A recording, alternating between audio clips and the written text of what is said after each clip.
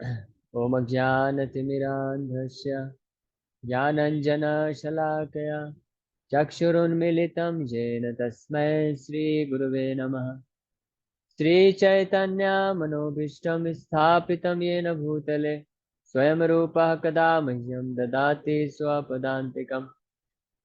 वन्देऽहं श्रीगुरो श्रीयुतापदकमलं श्रीगुरून् वैष्णवांश्च श्रीरूपं साग्रजातं सहगणा रघुनाथान्वितं तं सजीवं साद्वैतं सावधूतं परिजनसहितं कृष्णचैतन्यदेवं श्रीराधा कृष्णपादान् सहगण ललिता श्रीविशाखान्वितांश्च नमो विष्णुपादाय कृष्णप्रेष्ठाय भूतले श्रीमते भक्तिवेदांत स्वामिन्निति नामिने नमस्ते सारस्वती देवे गौरवाणी प्रचारिणे निर्विशेष शून्यवादी पाश्चात्य देश तारिणे नमो महावदन्याय कृष्ण प्रेम प्रदायते कृष्णाय कृष्ण चैतन्य नामने गौरतुसे नमः। हे कृष्ण करुणा सिंधु दीनबंधु जगतपते गोपेश गोपिका कांत राधा कांत नमस्तुते तप्त कांचन गौरांगी राधे वृंदावनेश्वरी वृषभानुसुते देवी प्रणमामि हरिप्रिये वाञ्छाकल्पतरुभ्यश्च कृपा सिन्धुभ्येव च पतितानां पावनेभ्यो वैष्णवेभ्यो नमो नमः। जय श्री कृष्ण चैतन्य प्रभु नित्यानंद श्री अद्वैत गदाधर शिवासादि गौर भक्त वृंदा हरे कृष्णा कृष्णा कृष्णा हरे हरे हरे राम राम राम हरे हरे।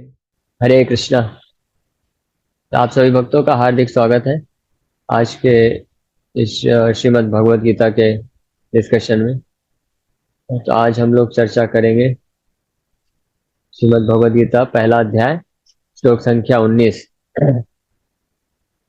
19 भी कर लिया था हमने। 16, 17, 18, 19 कल हमने ये चर्चा किया था कि किस प्रकार यहाँ पे अलग अलग जो शंख ध्वनि बजाई जा रही है उनके नाम के साथ।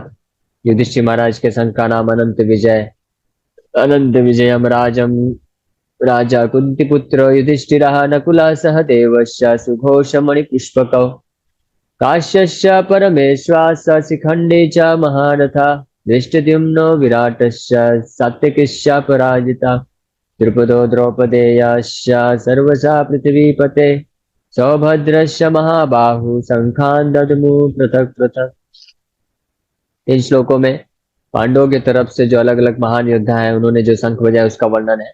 फिर उन शंख का क्या प्रभाव पड़ा दुर्योधन की तरफ, जिसका वर्णन इस 19 नंबर अध्याय में श्लोक में किया गया है, जिसका भी चर्चा हमने कल किया था। सघोषो धार्तराष्ट्राणाम हृदयानि व्यदारयत् नभश्चा पृथ्वीं चैव तुमलो अभ्यानुनादयन्। इसमें कल हमने बहुत डिटेल में चर्चा किया था कि किस प्रकार से जो पांडवों की तरफ से शंख बजाए गए उसका क्या प्रभाव पड़ा। उनके शंख के ध्वनि से जो दिव्य ध्वनि निकली उसके प्रभाव से जो धृतराष्ट्र के जो पुत्र हैं उनके हृदय में हृदयानि व्यदारयत्, हृदय जो है फट गया, फटने लग गया, है ना, यानी कि एक भय उत्पन्न कर देने वाला ध्वनि उत्पन्न हुआ। यानी इन श्लोकों से भी यही भविष्यवाणी हो रही है कि इस युद्ध में विजय कौन बनेगा। पांडुपुत्राणाम येषां पक्षे जनार्दन, जयस्तु पांडुपुत्राणाम येषां पक्षे जनार्दन। कि जय तो निश्चित रूप में पांडुपुत्रों की, पांडवों की होने वाली है जिनके पक्ष में भगवान जनार्दन उपस्थित है। अब यहाँ पे 20 नंबर श्लोक से अभी तक तो दोनों सेनाओं का निरीक्षण करते हैं दुर्योधन। फिर उसके बाद भीष्म पितामह शंख बजा देते हैं, फिर पीछे पीछे सारे कौरव महान योद्धा लोग शंख बजाते हैं। फिर उसके बाद फिर पांडवा माधव शैवा दिव्यो शंखो प्रदद्मतु, माधव और पांडव अर्जुन शंख बजाते हैं, उनके पीछे पीछे सारे पांडव जो योद्धागण है वो लोग शंख बजाते हैं। यहाँ तक अभी ये कंप्लीट हुआ। अब ये शंखनाद करने के बाद अब अर्जुन ये जो चैप्टर है पहला अध्याय, यहाँ से एक टर्निंग पॉइंट ले रहा है। अभी तक पूरे युद्ध क्षेत्र का निरीक्षण हो रहा था, जैसा कि इस चैप्टर का नाम ही है observing the armies in the battle field of Kurukshetra. तो अभी तक ऑब्जर्वेशन चल रहा था। अब ये इस अध्याय का दूसरा भाग चालू होने वाला है, जो कि और ज्यादा महत्वपूर्ण है, क्योंकि अब इस अध्याय, इस भाग में, इस 20 नंबर श्लोक में भूमिका प्रकट होगी। उसके बाद 21 नंबर श्लोक से अर्जुन बोलना चालू करेंगे। सबसे पहले तो कृष्ण को रिक्वेस्ट करेंगे कि मेरा जो है रथ दोनों सेनाओं के मध्य में लेके जाइए। और उसके पूर्व, ये मैं इसलिए बताइए अगले श्लोक में आएगा, इसके पूर्व इस श्लोक में हम देखेंगे कि किस प्रकार से अर्जुन जो है पूरी तरह से तैयार खड़े हैं लड़ने के लिए। यानी युद्ध नहीं करना है, ये भाव अर्जुन का अभी तक नहीं उत्पन्न हुआ है। अभी तक अर्जुन पूरी तरह से तैयार है कि युद्ध लड़ना है। तो आइए देखते हैं ये किस प्रकार से इसका वर्णन है। अथ व्यवस्थितान् दृष्ट्वा धार्तराष्ट्रान् कपिध्वजा प्रवृत्ते शस्त्र संपाते धनुरुद्यम्य पांडवः ऋषिकेशं तदा वाक्यम् इदमाह महीपते। Translation. At that time, Arjuna, the son of Pandu, seated in the chariot bearing the flag marked with Hanuman, took up his bow and prepared to shoot his arrows. O king, after looking at the sons of Dhritarashtra drawn in military array, Arjuna then spoke to Lord Krishna these words. यानी यहाँ पे आप देखेंगे तो clearly पता चल रहा है कि took up his bow and prepared to shoot his arrows. यहाँ पे ये जो श्लोक आया है, अतः व्यवस्थितान दृष्टवा, इस तरह से व्यवस्थित। तो किस तरह से व्यवस्थित है, इसका पूरा वर्णन पिछले 19 श्लोकों में किया गया है। अतः इसके बाद, यानी पिछले 19 श्लोकों में जो वर्णन हुआ है उसके बाद की घटना बता रहे हैं। अतः व्यवस्थितान, इस प्रकार से व्यवस्थित जो दोनों सेनाएं हैं, और दोनों सेनाओं के जो प्रमुख सेनापति हुए और योद्धागण हुए, उन्होंने शंखनाद भी कर दिया, युद्ध की घोषणा भी कर दी है।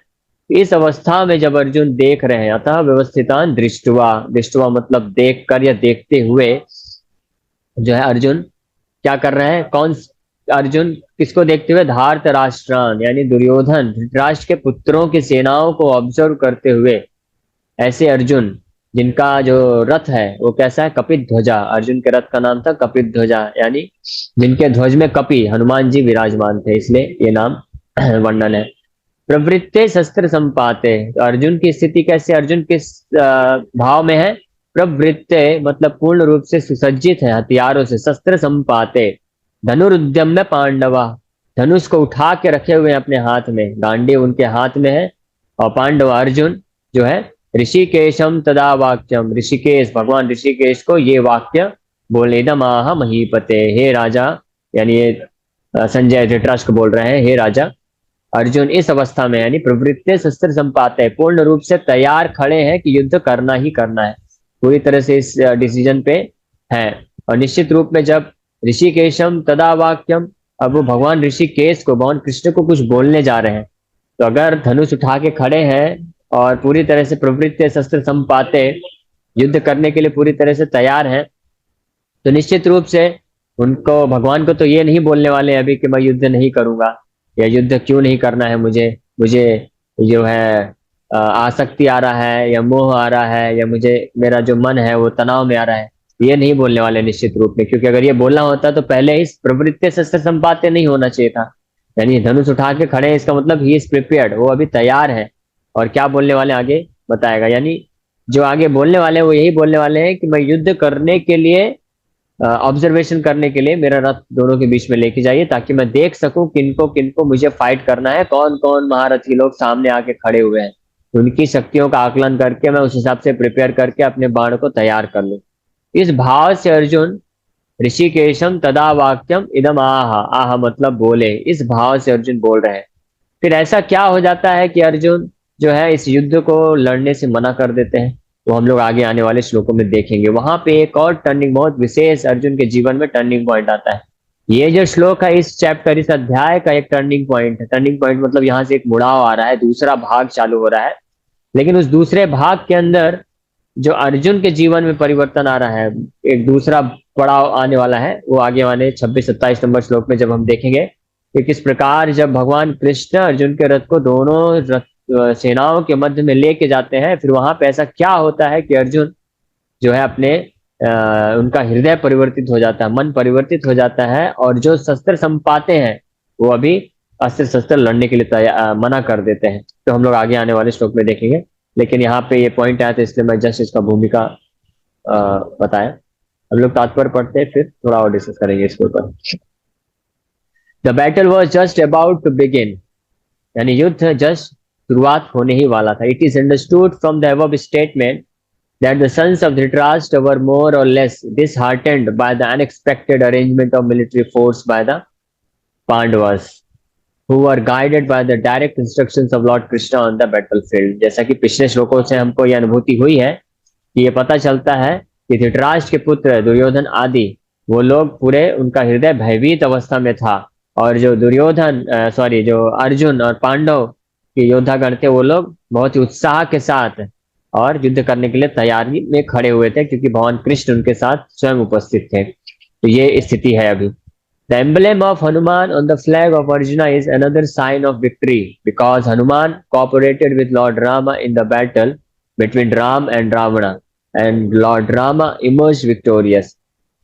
यहाँ पे जो हनुमान जी का एम्बलम है, जो हनुमान जी का वहाँ पे फोटो है, तस्वीर है उनके अर्जुन के फ्लैग के ऊपर, वो भी एक बहुत विशेष महत्व रखता है, क्योंकि वो जीत का प्रतीक है। क्यों जीत का प्रतीक है? कि जिस प्रकार से हनुमान जी भगवान रामचंद्र को सेवा करके उनको विजयी बनाए, उसी प्रकार से हनुमान जी की कृपा से अब अर्जुन भी वही भगवान रामचंद्र जो कृष्ण के रूप में आए हैं, हनुमान जी उनको आशीर्वाद देके, उनको सहयोग करके इस युद्ध में विजयी बनाएंगे। तो ये कपित ध्वजा शब्द भी जो है संजय यहाँ पे बोल रहे हैं, वो भी अपने आप में एक भविष्यवाणी करता है कि किस प्रकार से इस युद्ध को पांडव जीतने वाले हैं। Now both Ram and Hanuman were present on the chariot of Arjuna to help him. Lord Krishna is Ram himself, and wherever Lord Rama is, his eternal servitor Hanuman and his eternal consort Sita, the goddess of fortune, are present. Therefore, Arjuna had no cause to fear any enemies whatsoever. And above all, the Lord of the senses, Lord Krishna, was personally present to give him direction. Thus, all good counsel was available to Arjuna in the matter of executing the battle. In such auspicious conditions, arranged by the Lord for his eternal devotee, lay the signs of assured victory. तो यहाँ पे ये बहुत महत्वपूर्ण चीज है, यहाँ पे बताया जा रहा है, प्रभुपाद जी तात्पर्य लिख रहे हैं कि पिछले भी कई श्लोकों में हमने देखा कि ये भविष्यवाणी उत्पन्न हो रही है कि किस प्रकार से अर्जुन ही इस युद्ध को जीतने वाले हैं। हर तरीके से यही भविष्यवाणी प्रकट हो रही है। अब इस श्लोक में भी भगवान कृष्ण को ऋषिकेशम इदम वाक्यम, भगवान ऋषिकेश शब्द से संबोधित किया गया, इस नाम से संबोधित किया गया है, जिसका अर्थ हमने पिछले क्लासेस में बहुत डिटेल में चर्चा किया था कि ऋषिकेश का मतलब होता है डायरेक्टर ऑफ द सेंसेस, जो डायरेक्शन देते हैं, निर्देशन देते हैं, गाइड करते हैं, उपदेश देते हैं, शिक्षा देते हैं, वो है ऋषिकेश, है ना। जैसा कि यहाँ पे सही लिखा बिल्कुल अंकिता माता जी ने, सभी इंद्रियों के स्वामी। तो भगवान कृष्ण जो सभी इंद्रियों के स्वामी हैं, तो अर्जुन और पांडवों की इंद्रियों को इस प्रकार से गाइड करने वाले हैं, प्रॉपर उनको गाइडेंस उपदेश देके कि वो लोग विजयी बनेंगे। तो वापस से इस श्लोक में भगवान का नाम ऋषिकेश से पुकारा जा रहा है। और दूसरा एक बहुत ही महत्वपूर्ण जो बात यहाँ पे आती है वो ये है कि अर्जुन का जो रथ है उसके ऊपर कौन विद्यमान है? हनुमान जी विद्यमान है। तो हनुमान जी से ये बात पता चलती है कि जहां पे भी भगवान उपस्थित होते हैं, भगवान अकेले नहीं होते हैं। भगवान अकेले भी रहे तब भी अपने आप में उस भक्त को विजयी बना देते हैं, लेकिन भगवान के साथ साथ भगवान के भक्त को हेल्प करने के लिए सारे भगवान के जितने भी पार्षद होते हैं वो उपस्थित हो जाते हैं। विशेष रूप से जैसे यहाँ पे हनुमान जी स्वयं उपस्थित हैं, क्योंकि हनुमान जी ये जानते हैं कि भगवान कृष्ण राम ही है, और जब भगवान राम यानी भगवान कृष्ण के लिए कोई भक्त युद्ध करने के लिए तत्पर है, तो हनुमान जी बहुत प्रसन्न होकर उनको आशीर्वाद देने के लिए, उनको मदद करने के लिए स्वयं वहां पे आके उपस्थित हो गए हैं। तो ये कपित ध्वजा शब्द सूचित करता है। दूसरा 14 नंबर श्लोक में हमने ये सुना था, ये पढ़ा था, माधवा, भगवान जहाँ पे होते हैं वहां पे उनके महान भक्त जैसे हनुमान जी, और भगवान जहाँ पे होते हैं वहां पे उनकी जो कॉन्सोर्ट है, इटर्नल कॉन्सोर्ट, उनकी लक्ष्मी, वो भी उपस्थित होती है, गॉडेस ऑफ फॉर्चून यानी ऐश्वर्य की देवी, विजय की देवी, वो भी अपने आप वहां पे आके उपस्थित हो जाती है। और भगवान कृष्ण स्वयं उस भक्त को ऋषिकेश के रूप में उसको, उसके इंद्रियों को, उसके मन को, उसकी बुद्धि को गाइडेंस देने के लिए तत्पर रहते हैं। तो आप देख सकते हैं तीनों तरफ से जो एक भक्त होता है, जो तत्पर होता है भगवान की सेवा करने के लिए, भगवान के तरफ आगे बढ़ने के लिए, तो भगवान के महान भक्त, भगवान की शक्ति यानी लक्ष्मी और भगवान स्वयं शिक्षा गुरु के रूप में उस भक्त का मदद करने के लिए सदैव तत्पर होते हैं।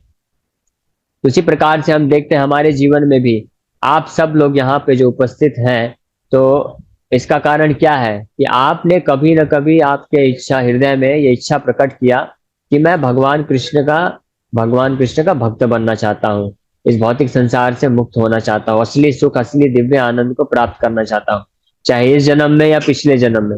इसीलिए भगवान ने क्या किया, कृपा करके भगवान आपके जीवन में आते हैं। और जब भगवान आते हैं तो केवल भगवान ही नहीं आते हैं, भगवान के महान भक्त आते हैं, और भगवान की जो देवी है लक्ष्मी देवी शक्ति, वो भी अपने आप प्रेजेंट हो जाती है हमको ऐश्वर्य और वो दिव्य आनंद और विजय दिलाने के लिए। तो लक्ष्मी देवी जो शक्ति है भगवान कृष्ण की, जो हलादनी शक्ति है श्रीमती राधा रानी, तो वो स्वयं भगवान के भक्त लोग, क्योंकि ये जो भौतिक जगत है ये दुखालयम अशाश्वतम है, ये जगत दुखों का घर है, दुखों का सागर है।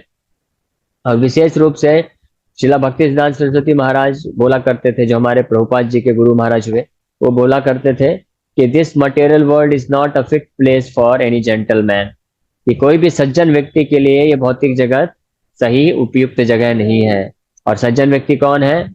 जो भगवान का भक्त होता है वो सज्जन होता है। सज्जन का अर्थ क्या होता है? सत प्लस जन, यानी सत जन मतलब सज्जन। तो सत मतलब जो भगवान का भक्त होता है, सत्य परम सत्य का जो उपासना करता है, भक्ति करता है, वो व्यक्ति भी सत हो जाता है। तो ऐसे सतजन, ऐसे जो भक्त होते हैं वो भगवान के भक्त कहलाते हैं। तो सज्जन, तो जो सज्जन व्यक्ति होते हैं यानी भगवान के भक्त होते हैं, उनके लिए संसार में और दुख होता है, क्योंकि जो असुर होते हैं वो लोग आपस में लड़ते मरते रहते हैं, एक दूसरे को दुख देते हैं।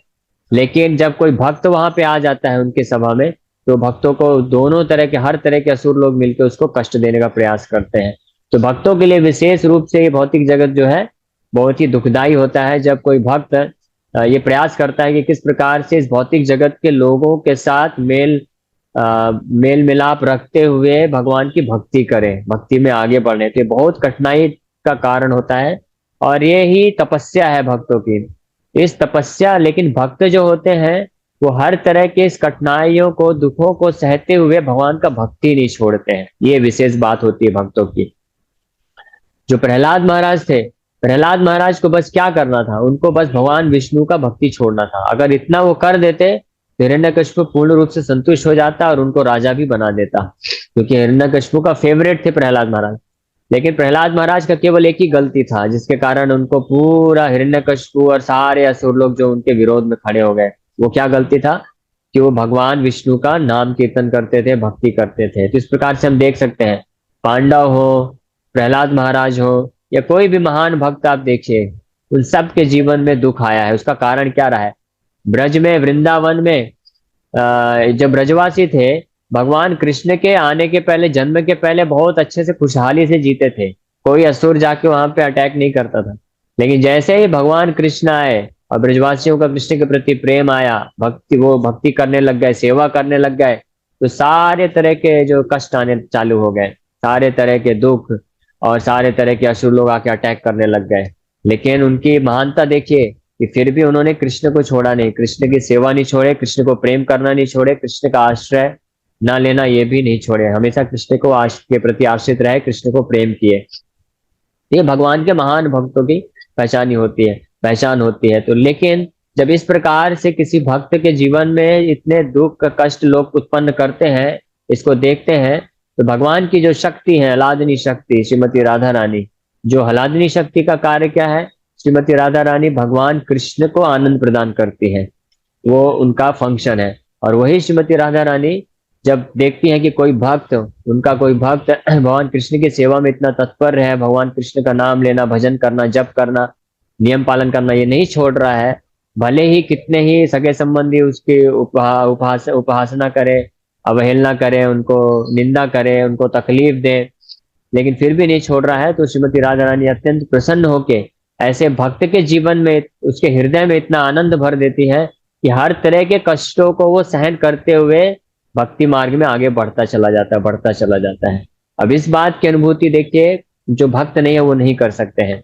ये केवल इस बात की अनुभूति केवल और केवल जो भगवान कृष्ण की शुद्ध भक्ति में लगे हैं, निस्वार्थ भाव से जो भक्ति करने में लगे हैं, वो भक्त ये इस बात को अनुभव जरूर कर सकते हैं कि किस प्रकार से हर तरह की कठिनाइयां आने के बावजूद भी जो है भगवान कृष्ण के लिए जब कोई सेवा करता है, जीवन समर्पित करता है, उनके नाम जप करता है, तो उनके हृदय में एक दिव्य आनंद की अनुभूति होती है, एक दिव्य संतुष्टि की अनुभूति होती है, जिसके कारण वो ना चाहते हुए भी अगर वो चाहे भी तो भी भगवान की भक्ति छोड़ नहीं सकते।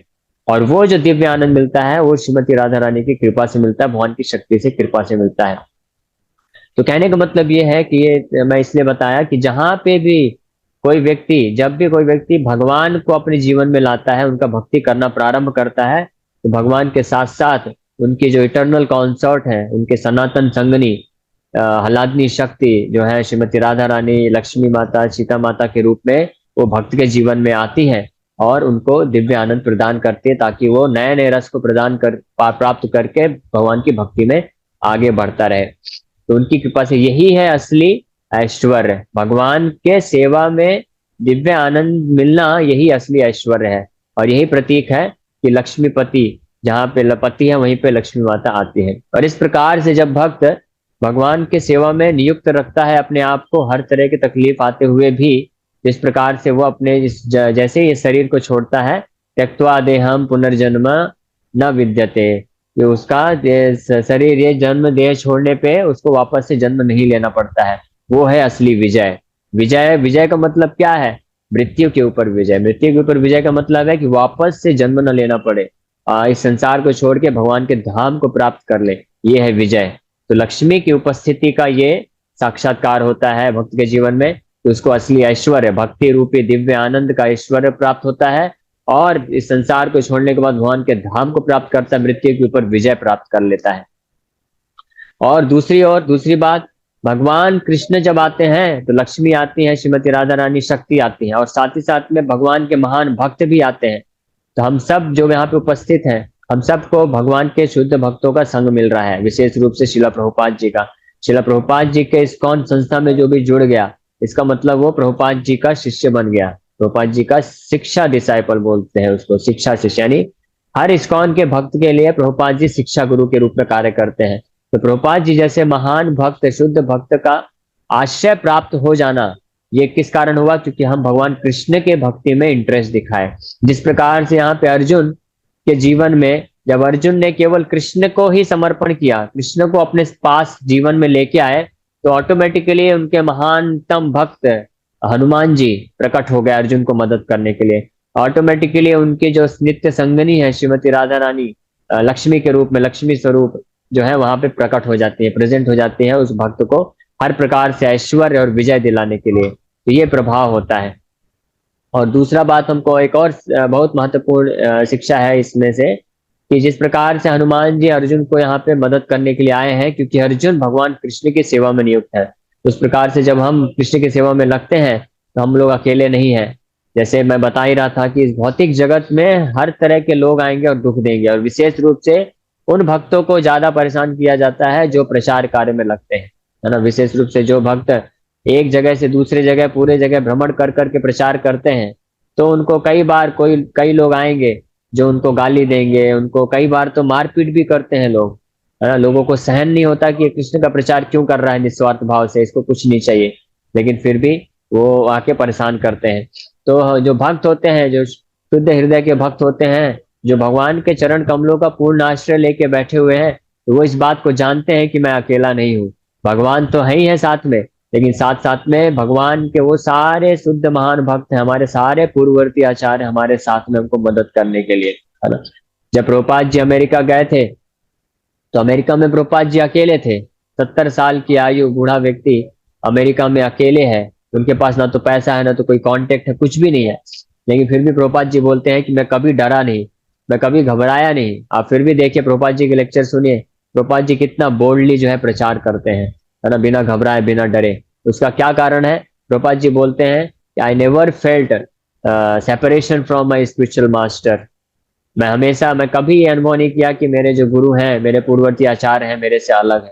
प्रभुपाद जी हमेशा ये फील किए, महसूस किए कि सारे आचार्य मेरे साथ हैं, और ये ये वास्तविकता में हुआ।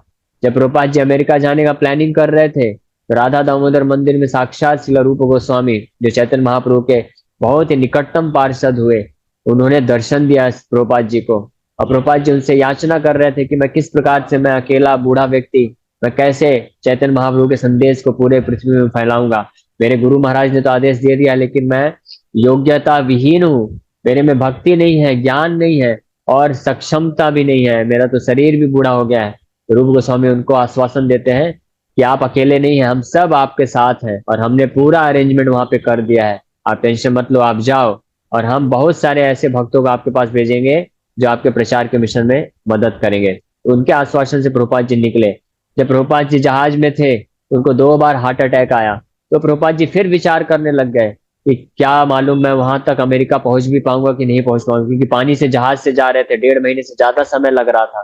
तो प्रभुपाद जी को तो ये भी डर लग रहा था कि कहीं 2 बार ऑलरेडी हार्ट अटैक आ गया पानी की जहाज में 1.5 महीने के अंदर। तो प्रभुपाद जी विचार कर रहे थे कि कहीं अगर अमेरिका पहुंचने के पहले ही तीसरा हार्ट अटैक आ गया तो मेरा मृत्यु ना हो जाए।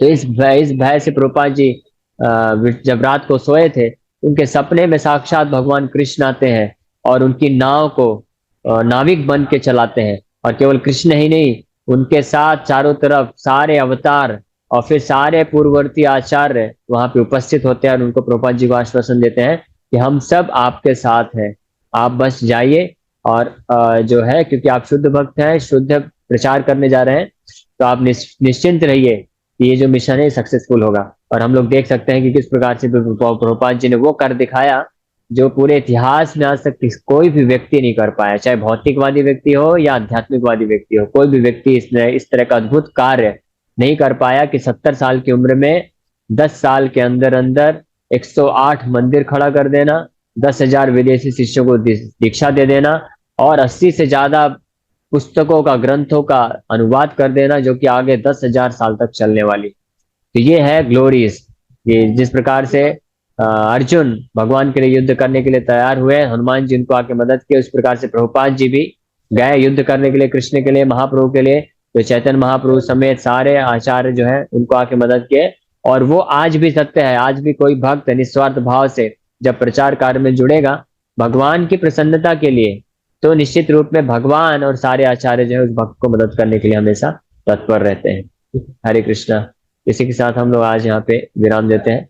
आप सभी भक्तों का बहुत बहुत धन्यवाद कि आप लोग अपना कीमती समय निकाल के आए।